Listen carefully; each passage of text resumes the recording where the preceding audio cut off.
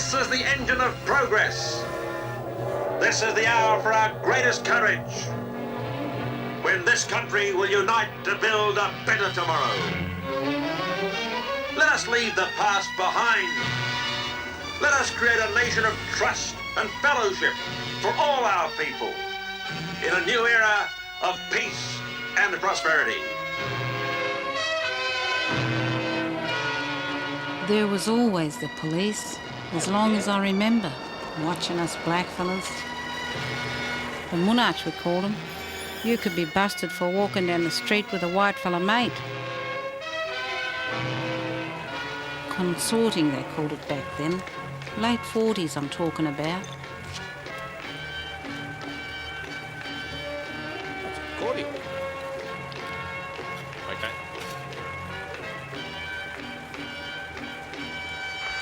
VKI to Car Patrol East. Car Patrol east of VKI. Proceed south down Brown Street. Over. But there was a place you could get away from all that.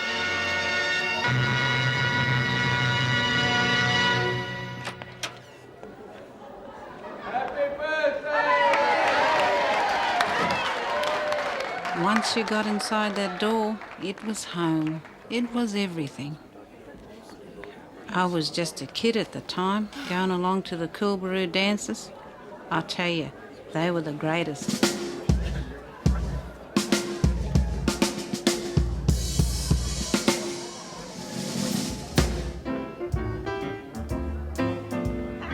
Noongars had come from all over, right up north and way down south. We called the club Coolbaroo after the magpie, black and white. Because really it was about us blackfellas asking whitefellas to join in. And we had some come along, but mostly it was us mob. You had elders like Mr. Bodney. I used to like sitting with him, talking, and Mr. Brofer.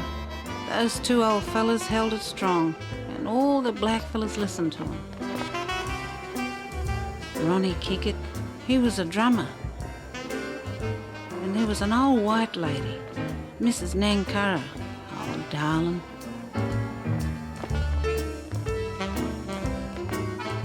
Then there was Gladys Brofer. She was the singer I remember the best. Don't know what's happening to my feelings. Each time I see you, I feel like it's here. Will it pass or are you the real one? Until I know, I'll keep my feelings hid. 'Cause I care too much to ever let it show. I might stare too much, but I won't let you know that I'm longing every hour for your touch. I just care too much. I see you everywhere I go. When I talk to you, my words come out. Those dances ran for 15 years. But when I cast back to that time, I don't ever separate years, you know? I just see it all as one night. Everybody's there, from the early days to the finish. But I won't let you know that I'm longing every hour for your touch. I just care too much.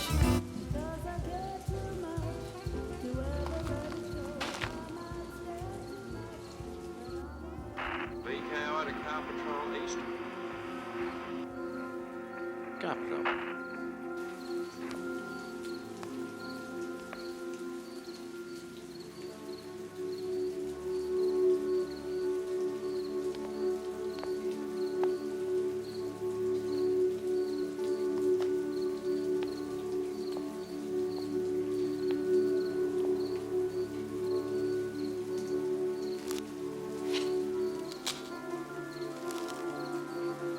You gotta laugh when you look back and see how stupid the whole thing was. Grown men hiding up trees watching us.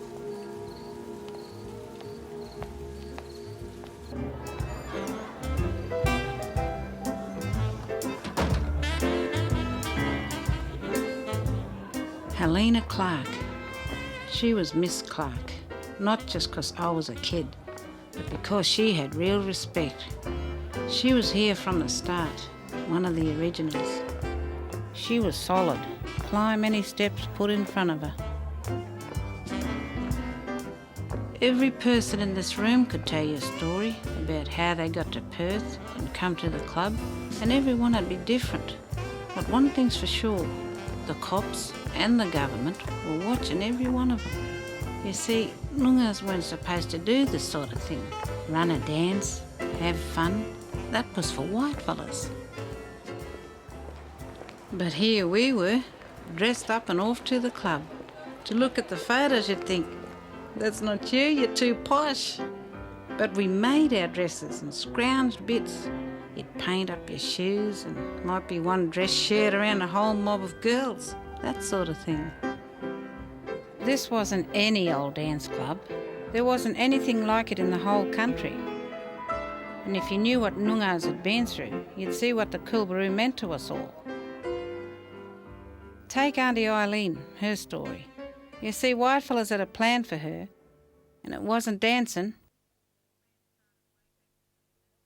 That plan started way back with the removal of children. They took me away from my mother, stole me away from my mother, and didn't even tell me anything about what I was. And they took me into a home and sent me away to white people to make me a servant. And that's what I was. I was a servant to them. They didn't speak to us, they had nothing to do with us. We just worked all day. I've had plenty of time to think what they did to us, especially Neville. Orba Octavius Neville, Mr. Neville. They called him the Chief Protector of Aborigines, and he had lots of protecting in mind. He even wrote a book on it. The native must be helped in spite of himself. Even if a measure of discipline is necessary, it must be applied. But it can be applied in such a way as to appear gentle persuasion. The end in view will justify the means.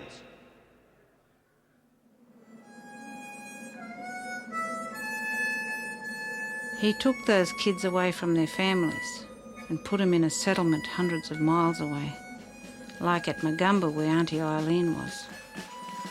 They were like butterflies in a glass box, you know, pinned down and labelled. We weren't called Australians then, we were only called full blood or natives, you know. We had no title, nobody wanted us because we were in between. We were half caste, and that's how they branded us. Half caste, quarter caste, quadroon. And that's the way it was. His plan was to break us all up and make us like whitefellas, but really we just ended up working for him. Then one day Neville and another man came down and we all lined up and they separated us. And I remember him saying half caste, quarter caste and quadroons. And we all went separate ways. We left the Magumba then. Time's up. You're 14 now. Off you go to earn your keep. The boys were sent off to labouring and the girls put on the cap and apron. Kids got to make friends in that place, then lost them.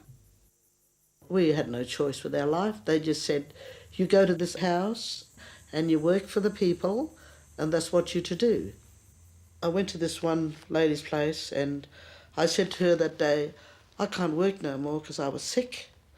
And she said, you'll do as you're told. She smacked me across the face and she said, you're a servant. Problem was you had to live somewhere. But Noongars couldn't own land. It was a law. So we couldn't buy houses and rentals were very hard to get in Perth. So a lot of people ended up living in camps out along the railway line.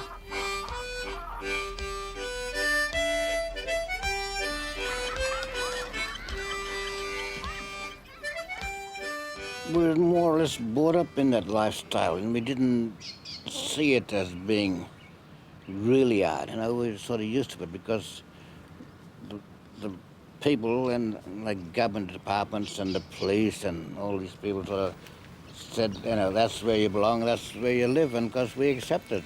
As long as we had a tin camp or a few sticks or, you know, a bit of paper bark made into a roof overhead, yeah, that was it. You know, it didn't make any difference to us as long as kept the rain away and had a feed now and again.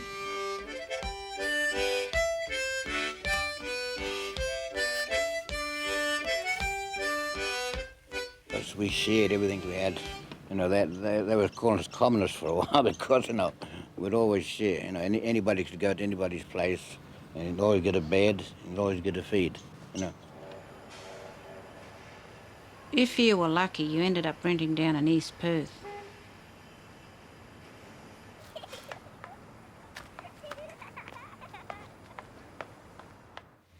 Poor. Everybody was poor. Black, white, crippled, ugly, good looking. Everybody was poor.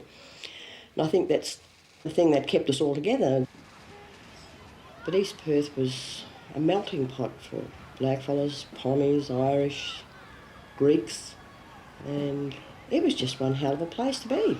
It was fantastic.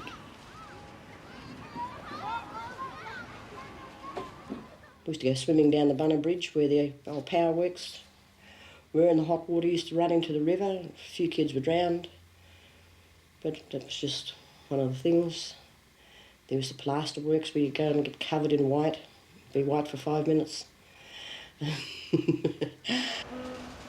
Factories, industry, smoke, coal, rats, everything. It was all there. Meanwhile, old Mr. Neville would be up in his office making more plans. The City of Perth has been declared a prohibited area under Section 39 of the Aborigines Act. Hereafter, Aborigines found loitering in the city will be accosted by the police and possibly arrested if they cannot explain their presence in the town. Come 6 o'clock, we were supposed to be off the streets, disappear into thin air. It was all about not seeing us. They marked out their territory with a red line, and we weren't supposed to be inside it. What a joke. If you look at a map of Perth in the late 30s, there we were, all cramped in together in East Perth, a stone's throw from Town Hall, hard up against the red line. It wasn't going to be easy to stay hidden. We had our own way of looking at it.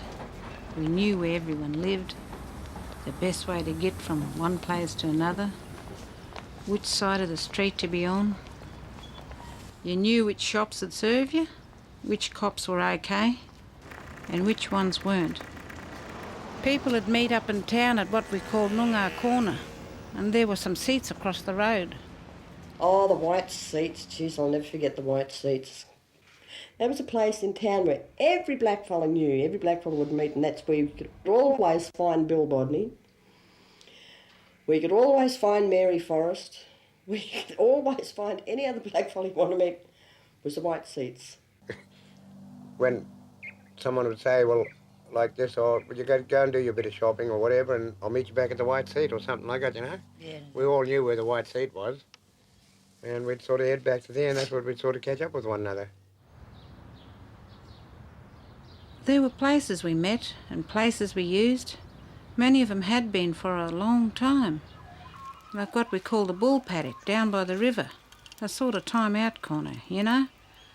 Someone's playing up or just needs a space, down they go. That was just a drain with the castor trees. And there was a cricket patch just on the side, just down from that old cemetery there. Bronte Street. Bronte, yeah, Bronte. Yeah. And they used to just live in a big drain and sleep under the castor trees. They call it the bull paddock. Bull paddock. Yeah, sometimes some of them used to sleep around the cemetery. They sleep around the graves and whatever, you know. Yeah, now our couldn't get a bed for the night or couldn't fit in somewhere, you know, with all the lot that had already gathered together. Some of them would, you know, just go to sleep in the cemetery there. I reckon that's the safest place going. Away from all the police, the monarch and whatever we used to call it.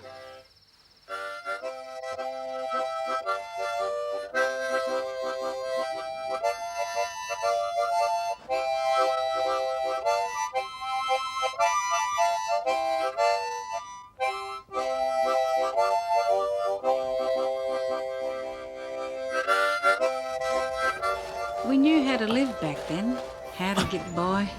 Everyone cared for one another, you know.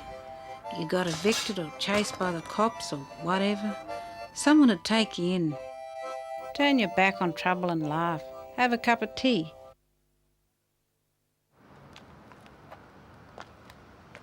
Early in the morning, you'd see those old girls heading off to their servicing jobs. It wasn't only rich people who had servants. The wages for our black women were so cheap, anyone could afford us. But in the Coolbaroo times, a lot of those women used to work in the flash suburbs. Beautiful places they were.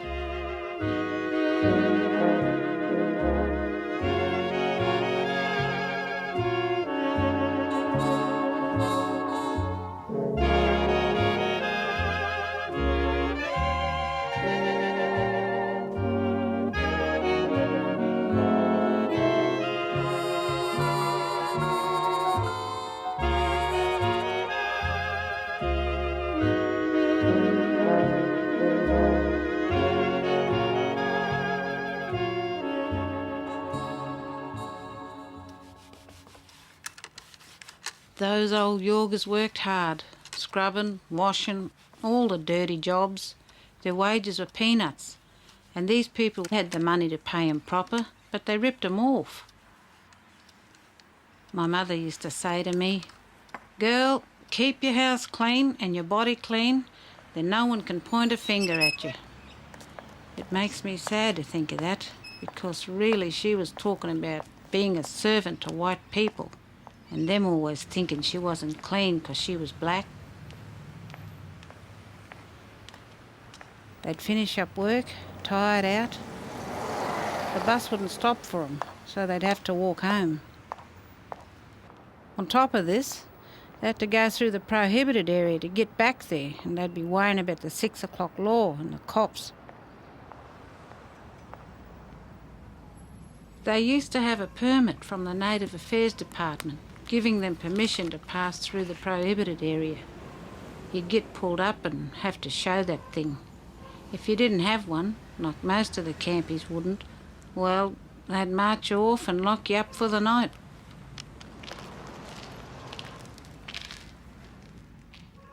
Now, if you wanted to get away from all these laws, you could apply for an exemption from the Aborigines Act, but you didn't expect them to just give it to you. You knew they'd make you sweat for it. Re Helena Clark, I have to report that the applicant is well known to me.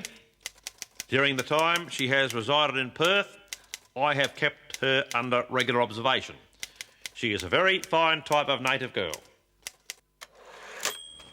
To Constable Munro, when handing this certificate to this native girl, I would be pleased if she could be advised that she must now cease all association with natives. She is now required at all times to live according to reasonable white standards. Any unsatisfactory conduct of any nature will result in investigation. You had your name and address on it. You received that card and automatically became a white person. You know, you had the rights of a white person. You could go to town and walk around. When I was offered the exemption papers, I was called to the police station and old Sergeant Clark asked me to go over. He had something for me. Went there and he said, "Now I'm giving you this. Now you realise you're not to have any of your black native relations, anyone that's not exempted in your home." Well, I was living with my sister at the time, and I said, "Well, if I can't, you can have it back now, because I don't want it under those circumstances. I never wanted it." I said, "Here, take it and get." But to be offered something like that in your own country is just wicked. So, in 1945, at the end of the war, back comes all the soldiers into the segregated world, and among them is this white fella called Jeff Arcus. He was different to the whites you usually met. He got on better with Noongar's than his own lot. Like most of that old mob, he's gone now, finished, passed on. All we've got left of him is a few of his photos and things, and a taped interview that he recorded. When I returned to Perth from the war, I was a bit bewildered in a sense. We went to war because we saw Australia as the land of freedom and opportunity. But when I got home, I realised how bad things were for Aborigines in this country. How there was one law for whites and another for Noongars. Now, when I was stationed in New Guinea, working with the local Papuans, I met quite a few Noongar soldiers, all good men, and I thought this sort of double standard thing was really wrong. They were always criticising Noongars in the papers, and things like they didn't get the pension for returned servicemen, or housing, or even just to mention that they'd done their bit in the war. All that just didn't come into it. Back in those days, Aborigines were a separate people. Like on the buses, Noongars would sit up the back. That was the attitude of the white community. You just don't mix with them. All this segregation. There was a law, cohabitation it was, to stop whites mixing with Noongars. I got arrested a couple of times just for talking with a Noongar army mate, Sporty Jones. The cops came along and whammo, arrested me, took me down to the station, and it made me rebel, I suppose. I wanted to do something to change this sort of thing. Things had to change.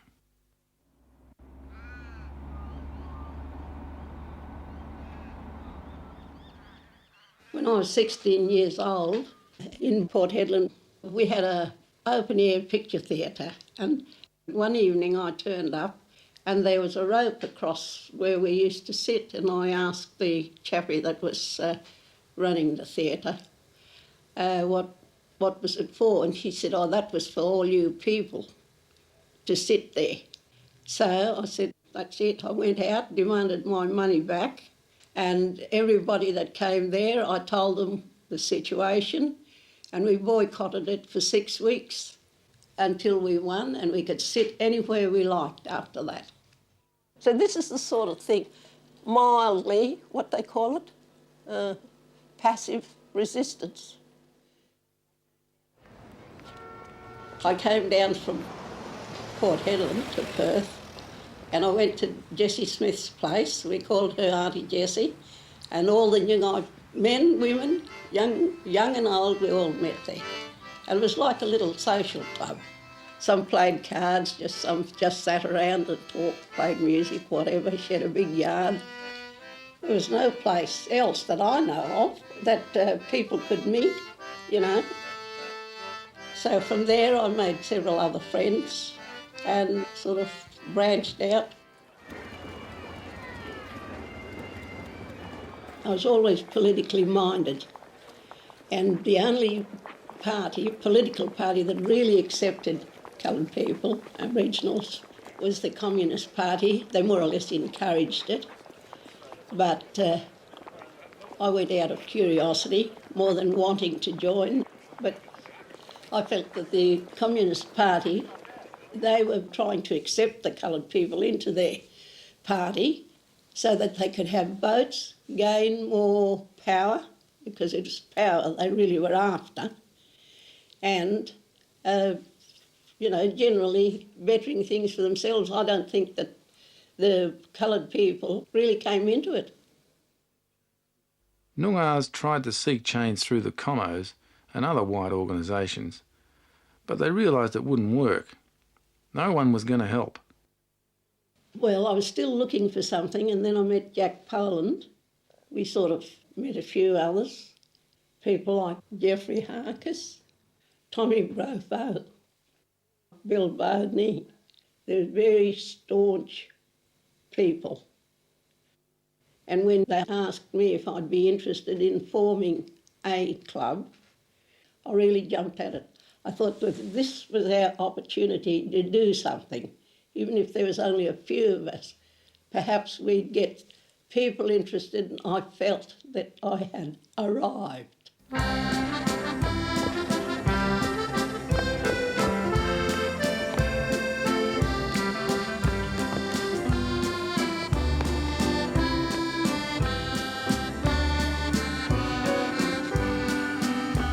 The Coolbaroo dance was the highlight of the week. It was a chance to get together with your own mob, catch up on any gossip, have a bit of fun. We always looked forward. The weekends couldn't come quick enough to get into the land. It was great. You could go down the Coolbaroo Club and catch up on all the gossip, all the people with new kids, new babies, new families.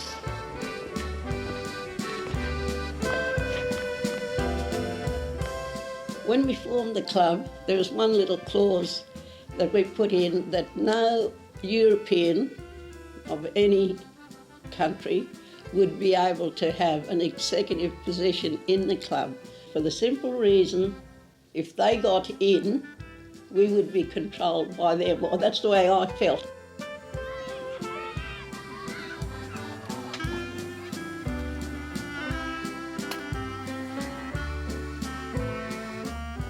There was this flurry of excitement at the house, because the family would get dressed and all go to the Coolbaroo Club, all dressed up to the nines. That's the only time of the week you got to wear your shoes and socks, because they had to get to last you for the rest of the year, 2 years. It was fabulous. And you got dolled up in these leery clothes, which you weren't allowed to touch or even look at during the rest of the week, Come Friday night, people would pour into East Perth from out of town, coming in from the country or the camps, get there however they could.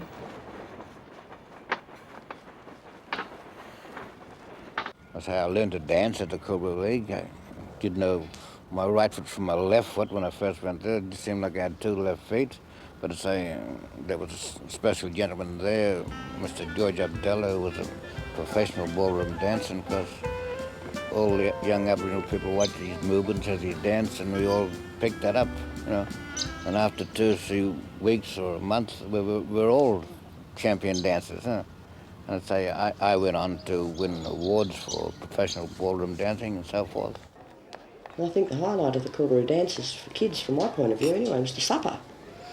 All the old girls used to bring all their own cakes and make tea, and we weren't allowed to drink tea, but if we went to the Coolbaroo dance and we fought like hell and got a cup of tea, Jesus, that was great,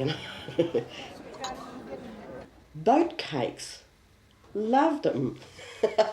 Never ever had them at home, and my mother could make them beautifully, but she wouldn't give us kids one, you see. And they had pink icing and hundreds of thousands on them, so you'd sort of wait until somebody started getting itchy for supper, and you'd run like hell to snatch a few of these off the plate. Scones, my mother could make them, but we never had them at home. As a teenager, going to those dances, well, I guess because my father was white, I was always having to prove that I was as good as the next person. Because sometimes I'd even be sort of scorned on from other Aboriginal people that really didn't know us, They'd think, oh, well, they're not black, they're white, right? And going along to the Coolbaroo dances, you didn't have to worry about that, because most of the people there were family, and they knew where we fitted in. So there was just that, we're not having to pretend to be something else. To me, it was a great thing, coming from the country and not really knowing very many Aboriginal people. And I really had no social life at home. So coming down here and meeting up with Nora, it was a great then dragged along to the Coolbaroo Club, and no, I thought it was excellent. Now, once we started, we had white supporters. Amongst one of the really loyal, staunch people was Jeffrey Harkis.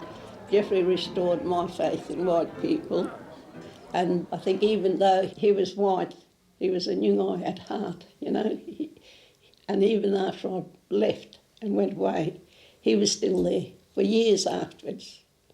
And I think if the Coolbaroo was still going and he was alive, he'd be still there.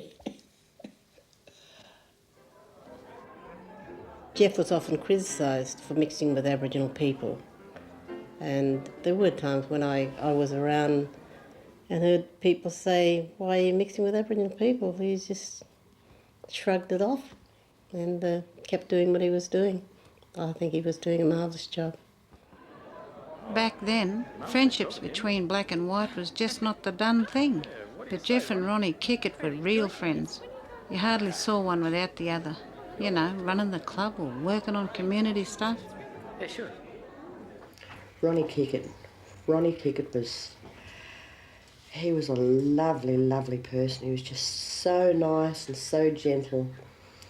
And we sort of looked at him in total respect because my mother used to say in very hushed tones, you know, he's a very sick man. We didn't know what sort of sickness he had, but we'd sort of look at him and think, oh, yes, you know, poor thing. But he was so good on those drums. He was brilliant, and God, could he play those drums. Really bring out the beast in you sort of thing, you know.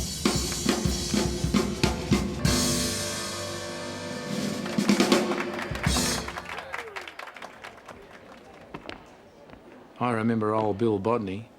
If they hadn't raised enough money, he used to come out onto the floor and thump his cane and shout, "More money, come on, chuck in." And all the Noongars would empty their pockets. Oh, they used to listen to him all right. To me, he was like the king, and everyone just followed him, I think. But Uncle Tommy Brofer, he was not a clown, but he was the person who made you laugh, and he brought all the laughter into it, you know. Thank you all for coming.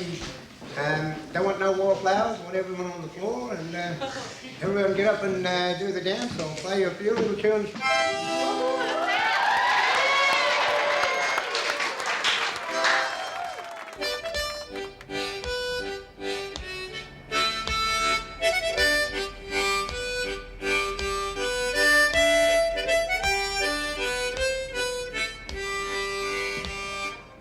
Bill or Tom, or someone else with respect as an elder, would always be the one that dealt with any tensions inside the club.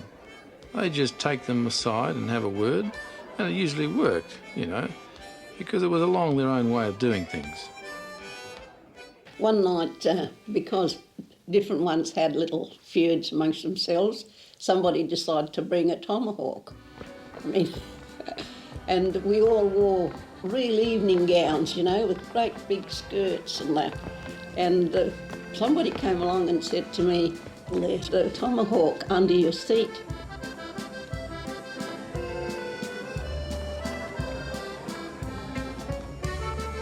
I couldn't bend down and pick it up. I mean, I had high heels on, so I just sat down, wrapped the tomahawk in my full skirt and take it to Mr. Bowden.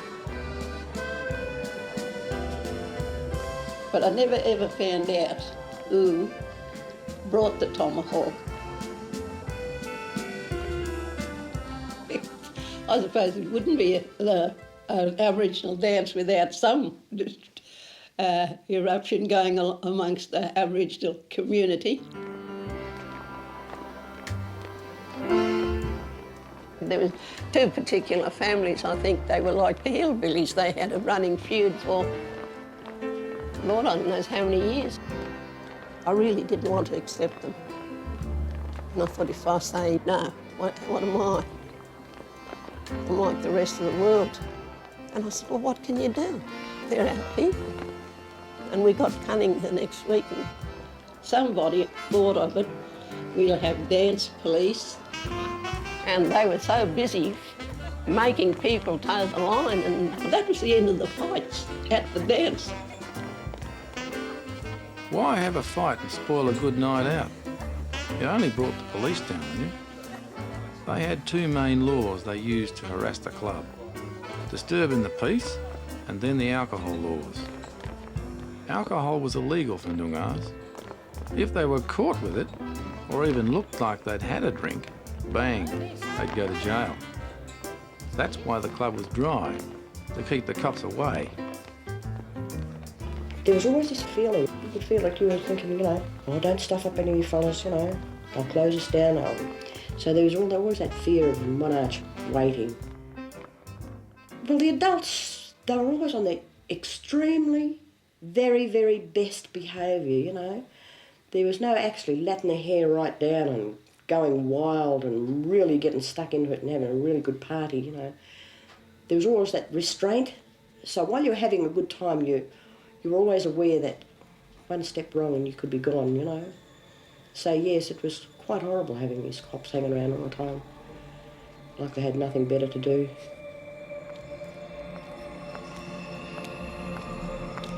Police surveillance of us was a big thing those days. Years ago you had to licence your bikes to ride them. You used to get a little tag you used to put on the bike. And my father sent me and my sister Norma down to the police station. And while the sergeant was getting the necessary papers, I looked up on this board and there was our names. Deebles, Stacey's, Ingram's. And I said to my sister, look up there, our names are up there. She said, shut up. And then we got outside. She said, do you know why our name's up there? And I said, no, I don't. Why? She said, it's to keep track of us, where we are.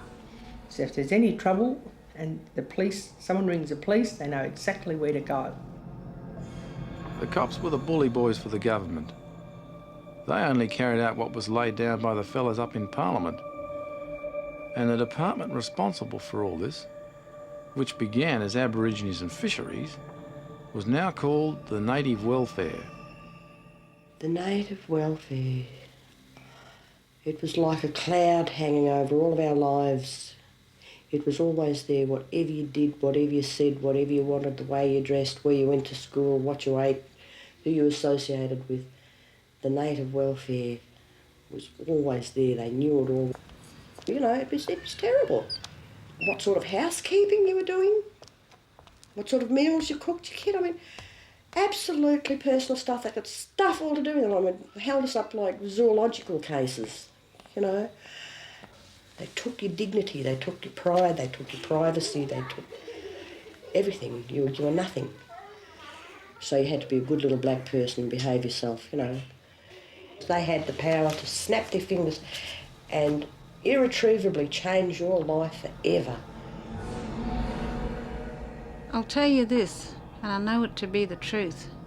Sure, we got locked up before the Coolbaroo started up, but once it was going, they arrested 130 Noongars in East Perth in 6 months. They just came down on it. Every time they do that, it's like a pressure cooker. It builds and builds. We had this big fight one night. Everyone was enjoying the dance when these fellas started up outside.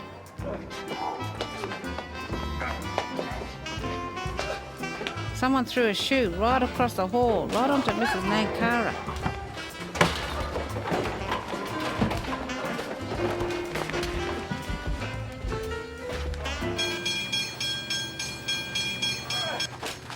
Outside they really got into it, ripping pickets off the fence to whack each other. They spilled out onto the train tracks and stopped the train. Well, the cops turned up and marched them all off.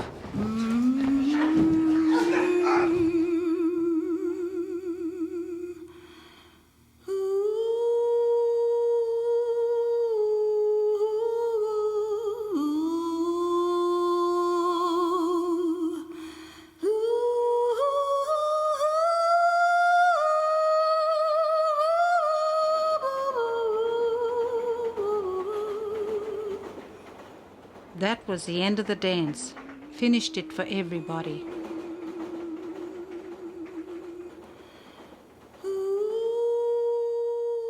It was round this time that Miss Clark got sick and had to take a break.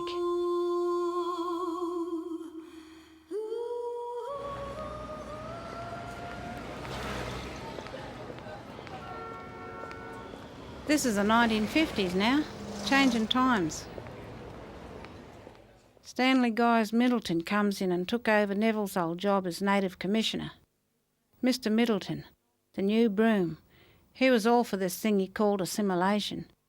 The idea was to train us up like a white fella.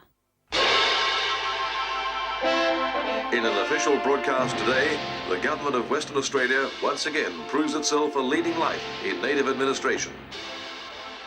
We, the government, believe that though darker in colour, the half-caste native of Western Australia who earns the privilege of citizenship can become a useful member of our white civilization. But in order to be eligible, the native must first prove that he is ready to meet his new challenge. He must show he's of good behaviour and reputation. Prove himself free of leprosy, syphilis. He must speak and understand the English language, and not just the Sunday funnies, Jackie. Adopt the manner and habits of our civilised life. I say, keep up the good work, Jack. And the little wife is doing her bit too. We in the government know that if the native is to be saved, he must be absorbed by us, culturally, socially and economically, into our way of life. For there is no other for him. When I was called up to, to the Native Affairs office and offered this citizenship, I was very angry and insulted, if you know what I mean. I mean, you don't offer somebody something, as I said, they've got. What right had they had to offer me that? When I was a person of the country. This is my country. The Coolbaroo fell apart for a while there. The idea was never lost, but getting a hall after that was just not on. People really missed the dances. After a lot of meeting and talking together, Noongars themselves made it a rule there'd be no fighting at the dance, and whammo, they got it up and running again.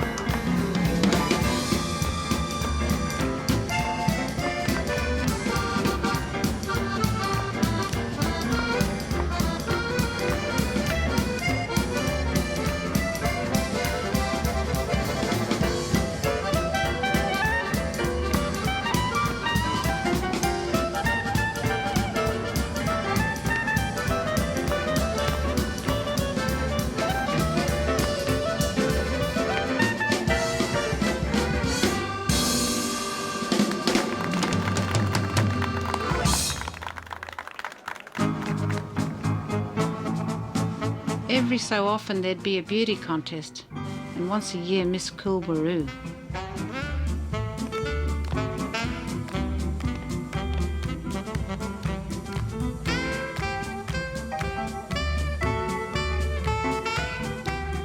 All the old Yorgers had schemed behind the scenes. They'd prime the girls up to win, and all the time I reckon they had one picked. There'd be some reason behind it, but always they'd give it to the one who needed it. Jess is coming to town. Yes, you guessed it. Someone from somewhere else. Nat King Cole, in fact. When Nat King Cole was here, he met with Coolbaroo people. You see, the Coolbaroo Club was the only place black people could meet in town. So when international artists came to Perth, like the Harlem Blackbirds, they'd come along to the club and perform. Or just, talk about what's going on in the world. Albert Namatjira and Harold Blair came along. It was the place to go. Well, I'm stuck in the city like a bird in a cage. But some sweet day I'll fly away. Ain't no bars that can hold me when it's time to go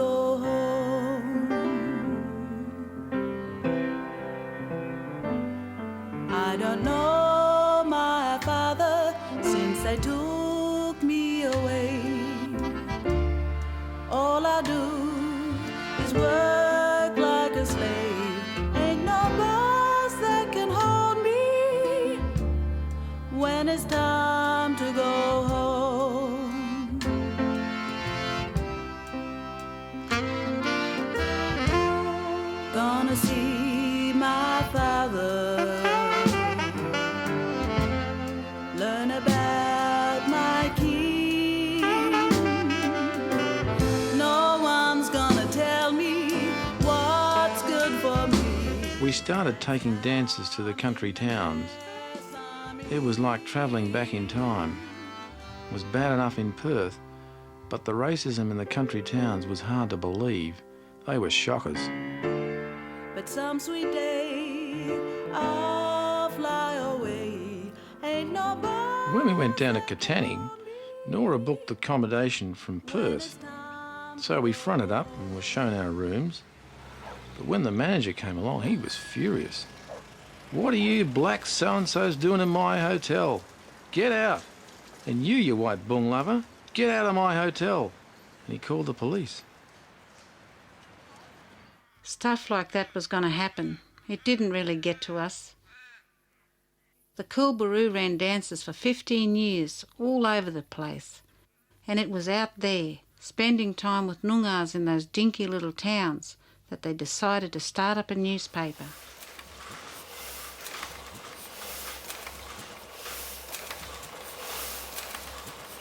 We gathered the news from all around the state, and that's how it got going. And then we all met at a certain time and packaged the papers and sent them out. And I think it was a great way of bringing attention to what was happening to people.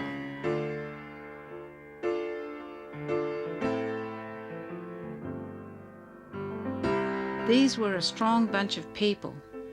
They spoke out through the paper and in Parliament about the dumb laws and the straight-out raw deal the government was dishing out to Noongars.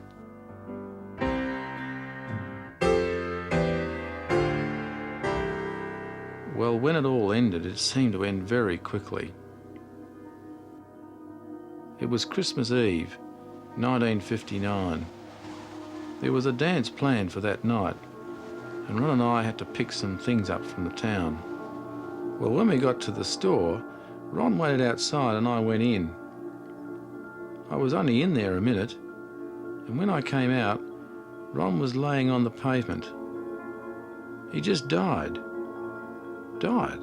Just 28. And his heart took him. And I couldn't believe it. I think, it was one of the saddest days of my life. And we didn't know anything about it till we went to the dance and everything was ready and a lot of people were there. And even my grandmother, I remember she was in, she just started crying, telling us. And so we sort of, it was very sad, so everyone had to go home, There was no dance that night, and for me, I think after Ron died, the spirit just went out of the thing. But I never stopped mixing with Noongars. Oh dear. Gee, there were some great dances in those days, eh? I wish we could turn the clock back, but we can't. It was just a great experience, and I've never been to a dance since I left those dances, because I did attempt to go to a dance once in Mora when I was married, and I wasn't allowed in because I was Aboriginal. So, but those dances were the highlight of my teenage years. Yeah. All I want to say is those who helped me at the time I was in Coolbaroo, thank you very, very much. Just one candle can overcome the night.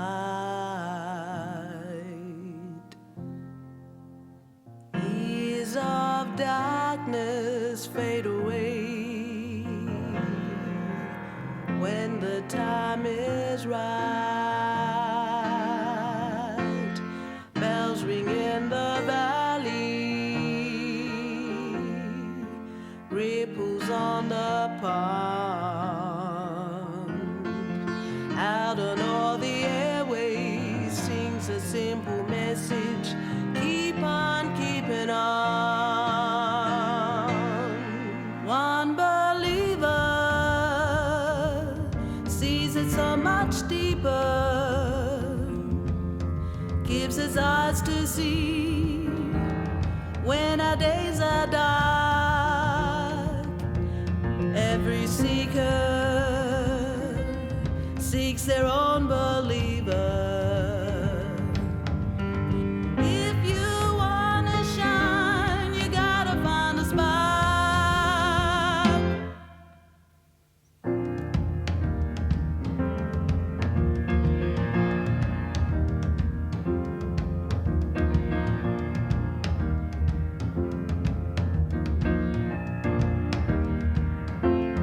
One drink of water can cure the deepest thirst. One flash of inspiration replaces all the deaths we have rehearsed.